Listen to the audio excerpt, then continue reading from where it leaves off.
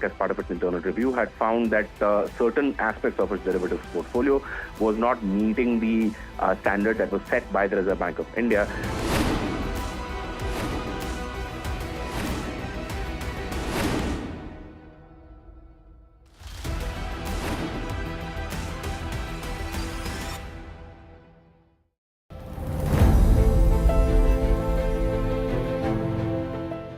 The India-US strategic partnership is one that's been developing now over the last several decades, and there's a great sense of optimism over here in India that it is headed in a particular direction. To tell us a little bit about that, and there are so many important global events taking place, Tulsi Gabbard with us, the Director of National Intelligence. It's wonderful to have you here in India, and thank you so much for speaking to us. In terms of the strategic relationship and the intelligence arrangements between India and the United States, to what extent is it premised on perhaps an expansionist or an expanding China and the Asia-Pacific region? You know, the ties between our two countries, the United States and India, go very, very far back. And so what we're continuing to see is a strengthening of that partnership and recognizing that the mutual interests of both of our countries are centered around peace, prosperity, freedom, and security. So now as we see a new administration coming in with President Trump's leadership in the United States, of course, Prime Minister Modi's long-standing leadership here in India, we have two leaders of our two great countries who are very good friends and who are very focused on how we can strengthen those shared objectives and those shared interests. So in a sense, it's taking forward what we already have in terms of the strategic partnership, and that's one of your primary goals, right? It is. And how were your meetings to that end? It is. I've been having great meetings, and of course this began with Prime Minister Modi's visit to President Trump in Washington, D.C., very shortly after he was inaugurated back into office for a second term, where they really set the tone and set the vision for where a stronger U.S.-India partnership and friendship can lead to. And so my visit here is really predicated on the work that has already been done, and I've been having great conversations with my counterparts here in the Indian government. I just met with the Minister of Defense a few minutes ago, and looking forward to visiting with Prime Minister Modi here later today. And you met the Prime Minister in Washington as well some time back. How did that go? I mean, it was, we saw the pictures. It was great. I had the opportunity to meet him several years ago. It was good to see him again, and it was actually very perfectly timed, where it was maybe 1 or 2 hours after I was officially sworn into this position as Director of National Intelligence that he arrived in Washington, D.C. and had the opportunity to welcome him back to the United States. Yeah.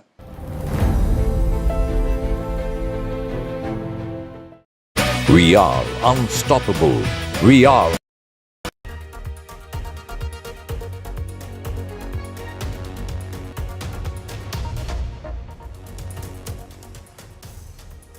You are watching the World 24/7 on the NDTV network. I'm Parmeshwar Bava. Let's begin with the top story to know.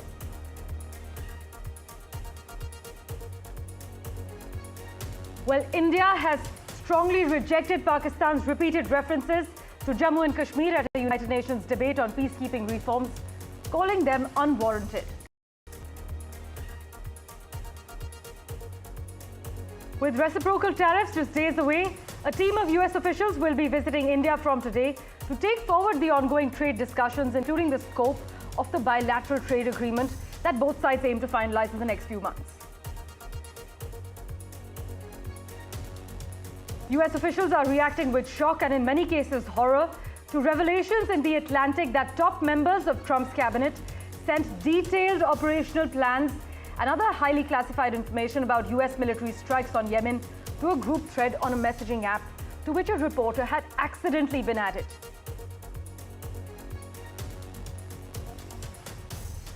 Russia downplayed the possibility of swift progress in Ukraine ceasefire talks with US officials on Monday. A Kremlin spokesperson spoke of difficult negotiations during the 12-hour meeting in Saudi Arabia.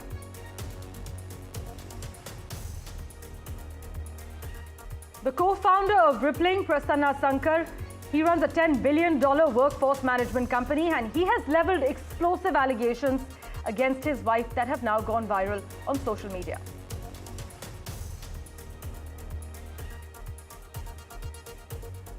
Chinese electrical vehicle giant BYD surpassed $100 billion in sales for the first time last year, cementing its dominance in the world's largest car market and beating US rival Tesla. West Bengal Chief Minister Mamata Banerjee is in the UK with an objective to court investment for her state. Known for her tireless energy, she was seen jogging through London's Hyde Park in a sari and her signature slippers, setting a brisk pace for her entourage.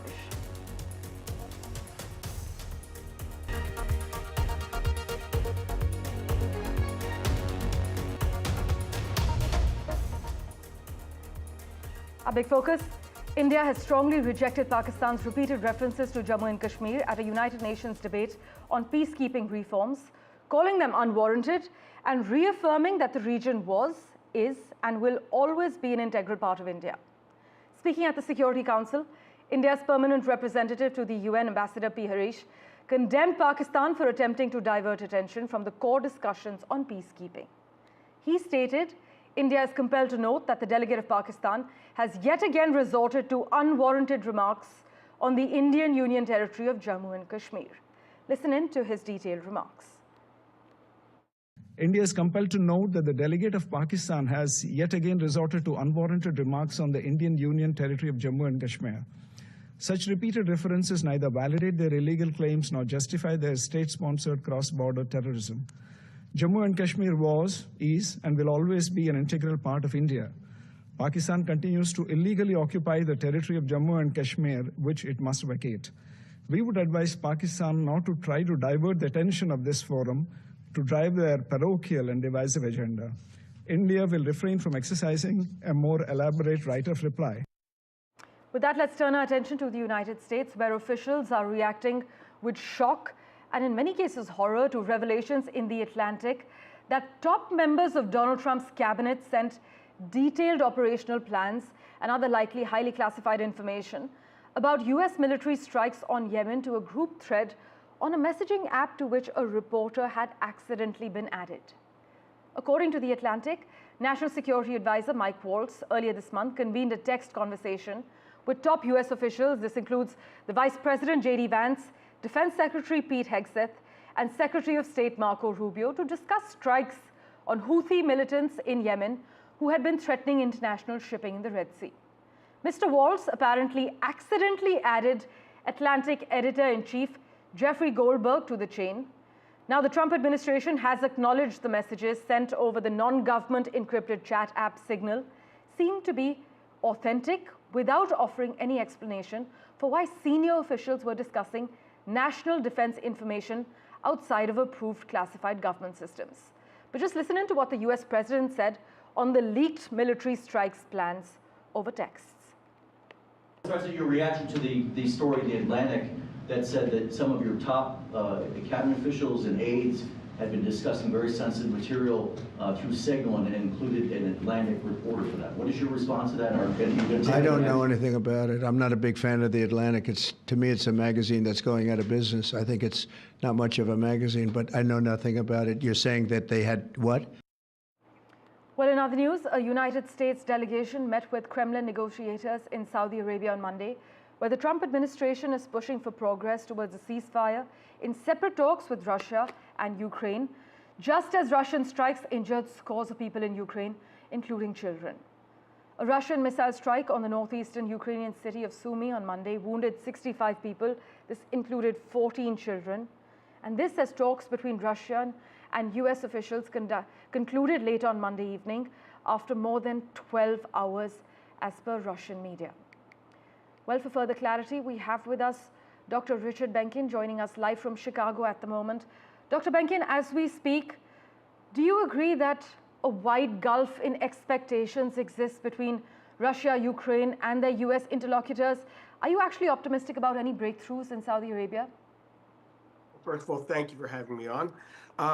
Actually, I think what we're seeing is certainly this is more difficult than first anticipated by the president during his campaign. However, we're so much farther along than we ever had been, or we've even been expected to be at this point. What's going to happen? You know, it's impossible to say. However, I think we can be optimistic. I think it's a matter of just finding that right combination that's going to force both Mr. Putin and Mr. Zelensky to sign the document. However, I think we also need to recognize that there are three incredible geopolitical dynamics going on right now.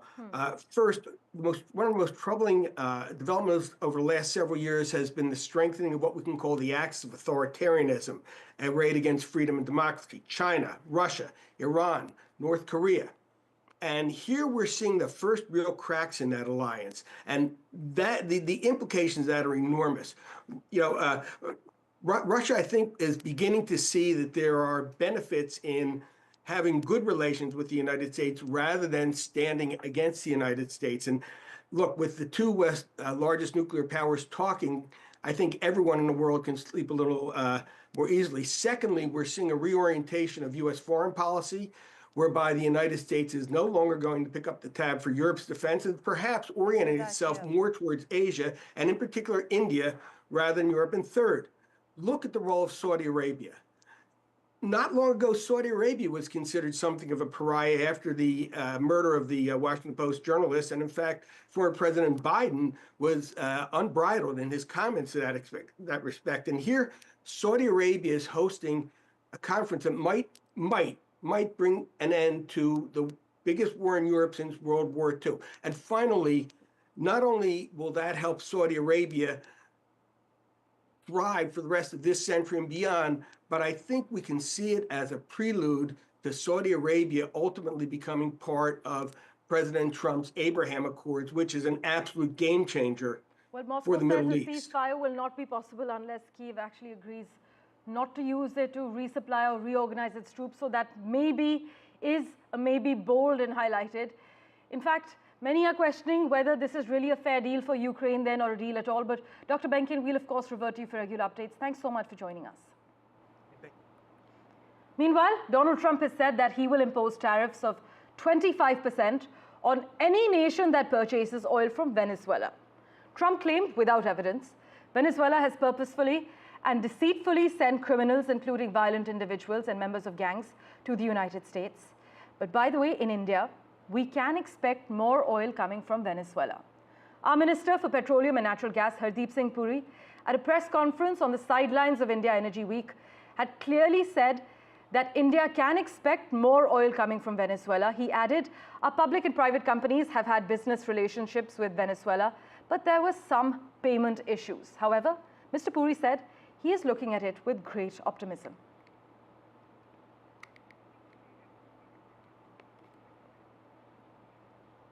Well, this as a US team led by Assistant Trade Representative Brendan Lynch will be in New Delhi for trade discussions with Indian counterparts, a little more than a week before President Donald Trump's April 2nd deadline for imposing reciprocal tariffs kicks in.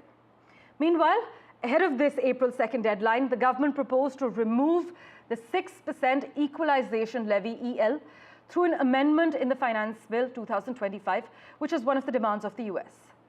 Trump's threat of imposing reciprocal tariffs from next month have given rise to fears of an escalating trade war around the world, as we've been covering extensively, including in India. Ghazali joins you with the details. With a little more than a week to go before US starts implementing the reciprocal tariff on April 2nd, US trade representative who looks after the region of India and South and Central Asia will be visiting India from 25th to 29th April for a 5-day trip in which it is expected that this official, along with a high-level delegation, will also be meeting our Trade and Commerce Minister, Mr. Piyush Goyal, and other business representatives. Now, why this is very significant? Because US has been talking about implementing reciprocal tariff, and regarding this, just earlier this month, Piyush Goyal, the Trade and Commerce Minister, was in the United States. He met his counterparts there. Prime Minister Modi and President Trump met last month in US when it was expected that these issues must have come up in discussion. Now, India is very tight-lipped when it comes to the issue of lowering the tariff, because it doesn't want to send out a message that under US pressure, it is lowering the tariff for its products. But what official sources have confirmed, like with many other countries, India has reduced the tariff, so it is likely to reduce the tariff for US as well. But more clarity will come after these 5 days when this Assistant Trade Representative of US, Mr. Brendan Lynch, who is coming to India, will be meeting the top officials here in India. And then perhaps a blueprint will be out that how India and US are going to go forward on this reciprocal tariff issue. Now, experts here claim that perhaps giving more leeway or kind of reducing tariff for US goods or giving it to US or lowering tariff for US will allow China also to get into our domestic markets, which is a big risk for our local consumers and producers. So we'll have to see that how India and US, though both claim in their statements that US values India as a trade partner, as a valuable trade partner, they're also looking for a bilateral trade agreement. But it will have to be seen that how these two issues will be sorted between the two countries as far as reciprocal tariff is concerned. Well, switching tracks, Prasanna Sankar, the co-founder of Rippling, which is a $10 billion workforce management company, has leveled explosive allegations against his wife, Divya Sashidhar, that have gone viral on social media. Sankar claims that Divya falsely accused him of rape and domestic violence as part of a bitter divorce and custody battle over their son. He alleges that their marriage fell apart after he discovered her 6-month-old extramarital affair with a man named Anoop. His wife has called him a sexual predator. In fact, Sam has been tracking the finer details for us. He joins us live at the moment. Sam, break down these explosive allegations for us. Well, that could be a personal affair which the couple has to sort it out as they apply for divorce. But at the moment, the wife, Divya Sashidhar, has approached the Chennai police alleging her husband, Prasanna's secretary, has taken away their 9-year-old American son and his whereabouts not known. But he alleges that the wife tried to take him away to the US and now the little boy is with him outside Tamil Nadu and that she's using the police to harass his secretary, Gokul. Both are fighting divorce separately and they are making wild allegations against each other. But the Chennai police has moved this case from the regular police to the wing that takes care of women and child safety because Prasanna alleges that an assistant commissioner of police and a sub-inspector demanded 25 lakh bribe. So in this context, it's becoming viral on social media and many are also worried about the plight of the 9-year-old boy, an American citizen who was studying till recently in the US. Parameshwar. Sam, as always, thanks so much for joining us with these details. We'll, of course, revert to you for regular updates. Slipping into a quick break for now. Back in a moment. Do stay tuned.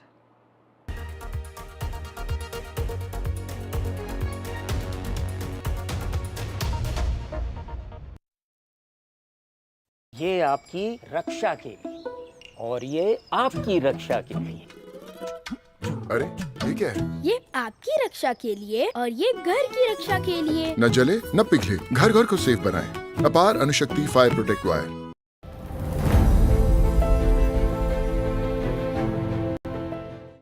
One of your primary concerns and one of your primary responsibilities is to deal with the threat of terror. And at the moment, we see a great deal of that out of Yemen. We see attacks on shipping taking place, and we see the United States being very much on the offensive. Is that a prelude for something larger, perhaps even a ground offensive going forward? When you look at President Trump's leadership going back through his first term as president, he has been and remains very committed to combating and defeating the threat of Islamist terrorism that not only affects the United States, the American people, our own safety and security, but it is affecting so many people in different parts of the world. We can see different terrorist groups, the Houthis in Yemen being one of them, that President Trump has redesignated after President Biden took them off of the terrorist list, redesignated them appropriately as a terrorist organization, and taking action where the previous administration failed to. Right. The Houthis have been disrupting maritime trade and passage for a very long time, and no serious effort has been taken to stop that disruption. Our country and other countries should not be in a position to have to make a decision to reroute commerce going through that area simply because of the Houthi threat that exists. So President Trump has taken decisive action for our own safety, security, and prosperity. And I know we'll look to other affected countries, as there are many who are impacted by this, to similarly take action.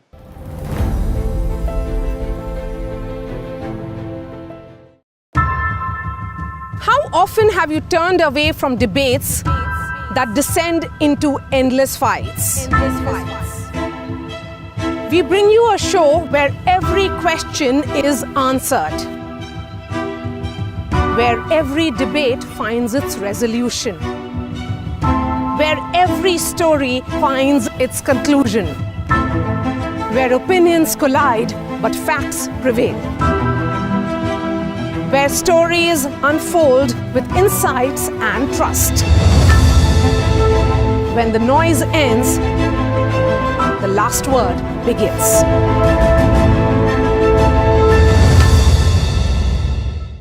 I've been reporting on all issues, big and small, from Andhra Pradesh, Telangana, rest of South India, bringing you all the action, all that you need to know, all that you want to know. The energy of Maximum City is infectious. I bring in that energy in our news coverage from financial capital Mumbai. Covering from the southernmost part of India over the last 23 years, I bring in-depth and 360-degree coverage from the Dravidian heartland. The land of Mishti is also known for its bitter politics. I have seen much water flow under the Howrah Bridge, covering Bengal in all its vivid colors.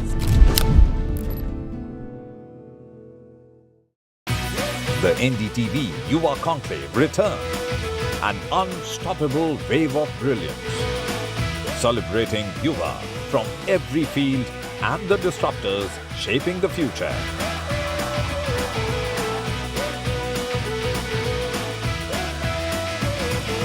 Join us only on NDTV 24/7.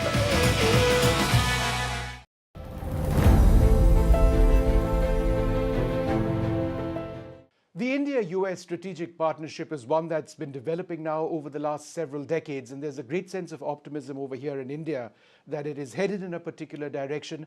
To tell us a little bit about that, and there are so many important global events taking place, Tulsi Gabbard with us, the Director of National Intelligence. It's wonderful to have you here in India, and thank you so much for speaking to us. In terms of the strategic relationship and the intelligence arrangements between India and the United States, to what extent is it premised on perhaps an expansionist or an expanding China and the Asia-Pacific region? You know, the ties between our two countries, the United States and India, go very, very far back. And so what we're continuing to see is a strengthening of that partnership and recognizing that the mutual interests of both of our countries are centered around peace, prosperity, freedom, and security. So now as we see a new administration coming in with President Trump's leadership in the United States, of course, Prime Minister Modi's long-standing leadership here in India, we have two leaders of our two great countries who are very good friends and who are very focused on how we can strengthen those shared objectives and those shared interests. So in a sense, it's taking forward what we already have in terms of the strategic partnership, and that's one of your primary goals, right? It is. And how were your meetings to that end? It is. I've been having great meetings, and of course, this began with Prime Minister Modi's visit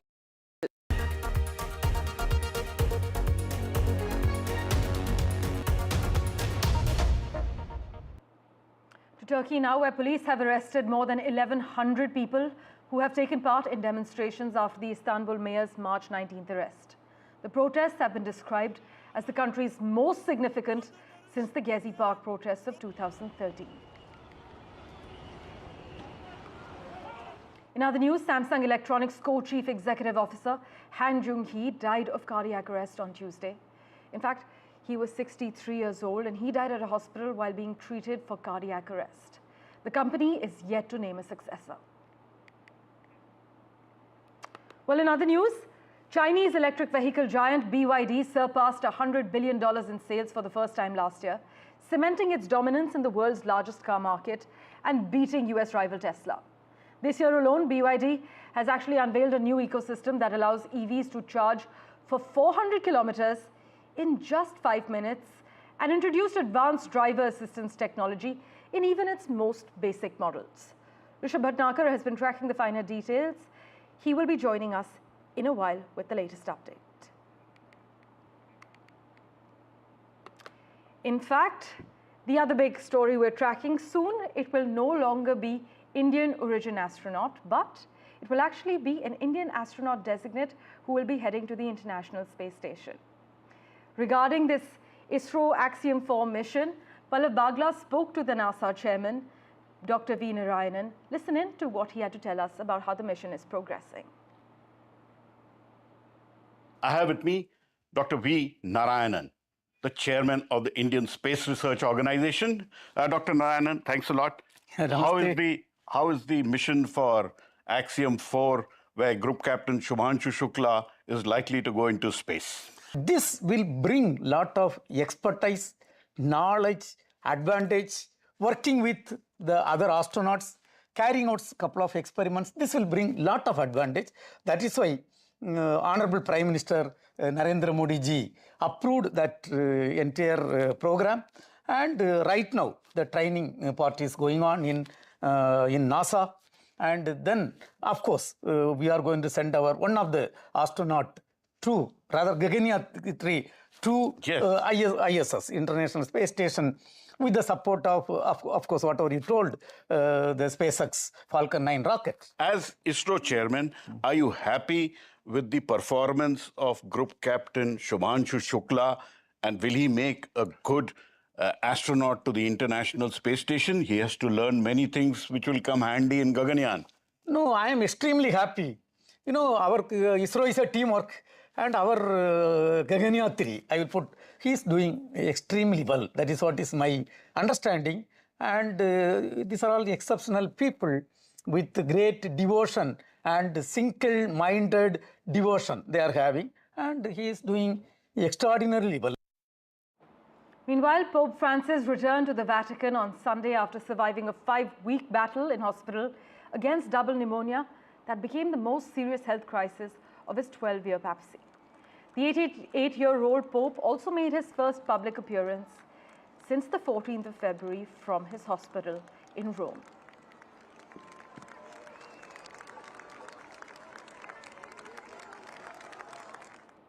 Now, the crucial news: Egypt has floated a new proposal aimed at restoring the Gaza ceasefire deal, as per a Reuters report. This, as Palestinian health authorities said, Israeli strikes had killed at least 65 people in the enclave in the previous 24 hours. The proposal, made last week, follows an escalation in violence after Israel resumed air and ground operations against Hamas on the 18th of March, which ended a 2-month period of relative calm after 15 months of war. Thank you so much for investing your time and watching this edition of The World 24/7. As always, we'll keep tracking the latest for you. Do stay tuned.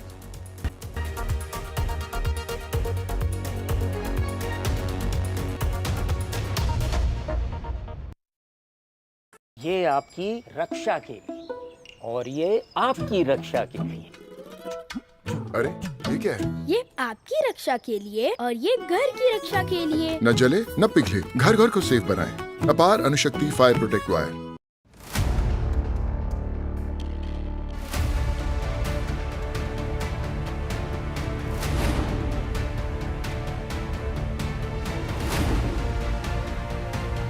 He sold most of his stock, 80%, as on that date.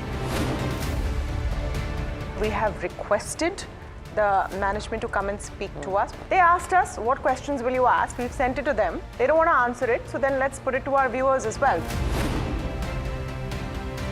7 key questions, right? How is it that 2,000 crore goes unnoticed by all of these auditors? Is seeking more information on the trades and the all the transaction which has happened from the exchanges, both NSE and BSE. The Reserve Bank of India's supervisory officers, they are seeking compliance reports on their foreign currency borrowings by these banks. The DSS is actively engaging with the Reserve Bank of India to sort of ensure the thorough examination of the matter. And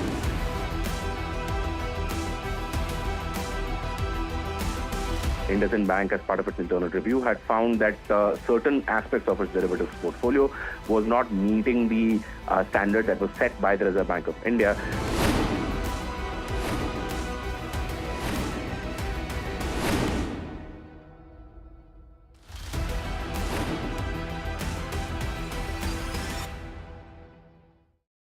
We are unstoppable. We are unpredictable. We are fearless. We are brilliant. We are disruptors. We are the youth of India, shaping the world across every field. We are Yuva. In today's interconnected world, India's voice is more crucial than ever. When India speaks, the world listens. At NDTV World, we are that voice, bringing you intelligent and insightful news from India and beyond. From geopolitics and diplomacy to economic shifts, migrations, tech disruptions, and the stories of our diaspora. We cover the news that shapes our global future. NDTV World, your new home for global news, is here.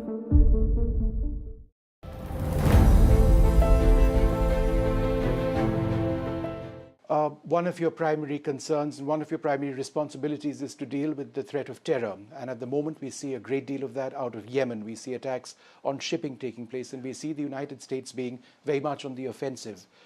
Is that a prelude for something larger, perhaps even a ground offensive going forward? I mean, you look at President Trump's leadership going back through his first term as president, he has been and remains very committed to combating and defeating the threat of Islamist terrorism that not only affects the United States, the American people, our own safety and security, but it is affecting so many people in different parts of the world. We can see different terrorist groups, the Houthis in Yemen being one of them, that President Trump has redesignated after President Biden took them off of the terrorist list, redesignated them appropriately as a terrorist organization, and taking action where the previous administration failed to. Right. The Houthis have been disrupting maritime trade and passage for a very long time, and no serious effort has been taken to stop that disruption. Our country and other countries should not be in a position to have to make a decision to reroute commerce going through that area simply because of the Houthi threat that exists. So President Trump has taken decisive action for our own safety, security, and prosperity. And I know we'll look to other affected countries, as there are many who are impacted by this, to similarly take action.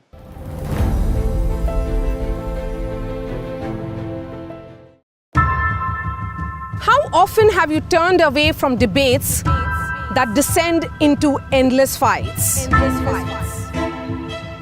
We bring you a show where every question is answered, where every debate finds its resolution, where every story finds its conclusion, where opinions collide but facts prevail, where stories unfold.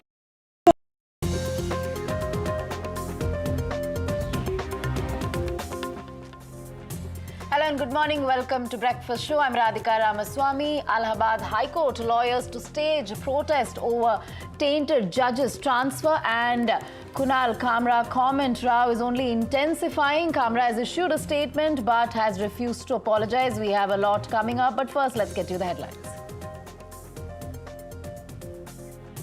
In the Judge Cash Rao Allahabad, lawyers have decided to go on an indefinite strike from today against the judge's transfer, says Allahabad High Court is not a dumping ground. And amid the row over Kunal Kamra's comments, Kamra has issued an apology, says will not apologize. He's also condemned the demolition of the studio where he performed. Prime Minister Modi is to visit RSS headquarters on March 30th, also to meet RSS chief. And in Delhi, it is BJP government's first budget today. In UN, India calls out Pakistan's terrorism. IPL 2025, Delhi win a thriller against Lucknow.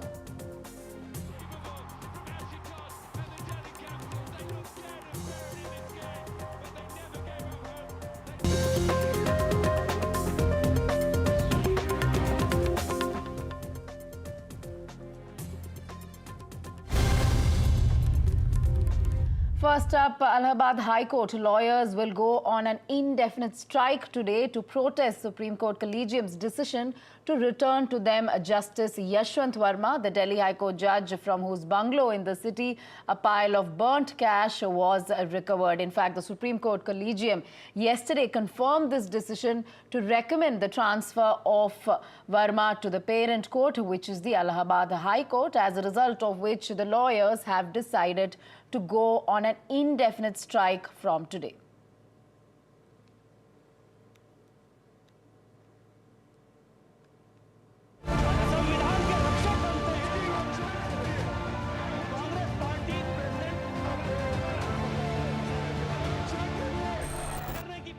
Massive political storm has erupted in Parliament after a staggering cash recovery from a judge's residence.